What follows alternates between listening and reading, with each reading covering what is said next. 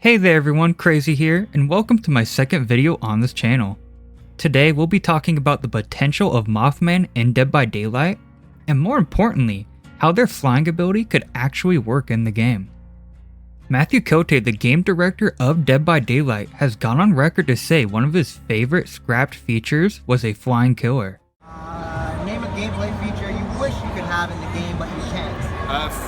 Flying killer. We had that in the prototype. It was fucking awesome. Not gonna work.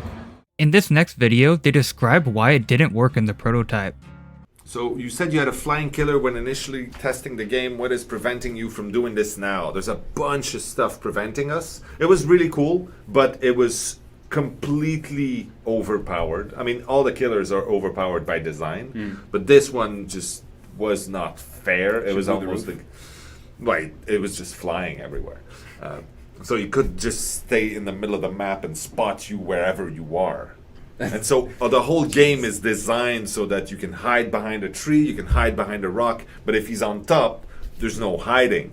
And the other thing, which is a much bigger problem, is the fact that to get optimization, to get our game to work at a decent frame rate with all of that, we have to at least have certain limitations to how you can ever see the game, how your camera can see, and if you can see the whole map in one look, your frame rate would drop ridiculously, or we'd be forced to clip stuff everywhere. Also, there is you'd probably see nothing because a lot of the stuff is not visible from the different angles. It doesn't have there's no need to have leaves on the top of the tree because you're never going to see it. So it'd be ridiculous. We'd have to design a brand new game to make a flying killer, so that's probably not going to happen. Absolutely. But it was really cool. I made this very crude demonstration to show what is being described. According to Matthew Cote, the killer would possibly walk normally. Once the ability is activated, it would begin to fly freely in the air wherever they'd like. This would allow them to skip over buildings, obstacles, and any walls. This obviously would not work in Dead by Daylight. Not only would it not be balanced for the survivor at all, but also several game-breaking bugs could occur from this. It's also worth mentioning that indoor maps would not work at all for this concept. In my concept, the killer would also walk normally when the ability is not activated. When the ability is activated, rather than flying, the killer would actually simply hover just a few feet off of the ground. This hover would be just enough to go over any windows or dropped pallets. This would be very similar to Legion's ability of being able to jump over pallets very quickly.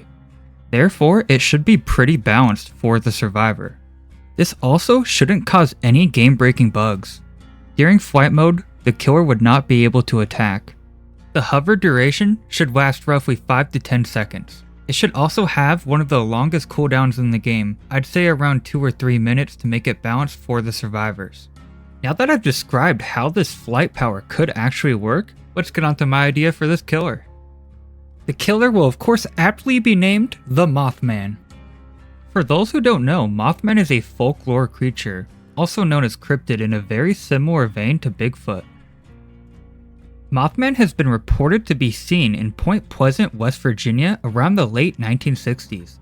Some still claim to see them to this day. Mothman has been commonly described to have bright, glowing red eyes. He's also been described to be muscular, have a long wingspan, and to be so dark that they blend into the night.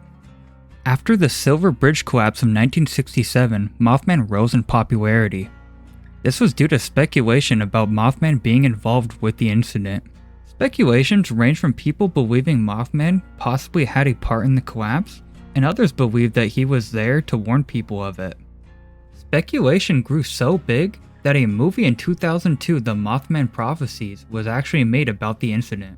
More recently, Mothman was also featured in the video game Fallout 76 as a rare enemy type. Also in Point Pleasant, West Virginia, they have a Mothman museum. This features artifacts from the Mothman Prophecies movie, and also artifacts from the real-life Silver Bridge collapse.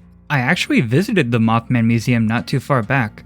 Here's some pictures from the time I was there.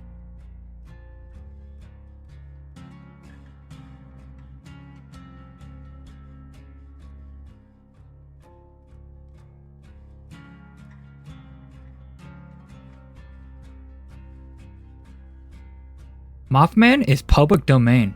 This means if Behavior were to add them as a chapter, they would not have to go through any license holders to be able to get this as a chapter. Behavior has stated in the past that licensed chapters take longer and are harder to make. This is because of the fact that Behavior has to work in tandem with the license holders. If Behavior added Mothman as a chapter, they would have free reign and be able to do whatever they wanted with the chapter. Since Mothman would be an original chapter, it makes it very possible that we could see him in the game in the future. And now I'll go over how the Mothman should be implemented into Dead by Daylight. Dead by Daylight's version of Mothman should be something similar to this design here. I'll credit the artist below. I like this design because it keeps the Mothman relatively short and lanky and not too big of a wingspan. This would make it so the ability would work perfectly. Mothman's basic attack will be his claws. This will be very similar to the Demogorgon's claws or the Hag. And since we've already discussed his power, that's it for this video. Thank you all so much for watching this video, and I hope you all have a wonderful day and stay safe in the fog.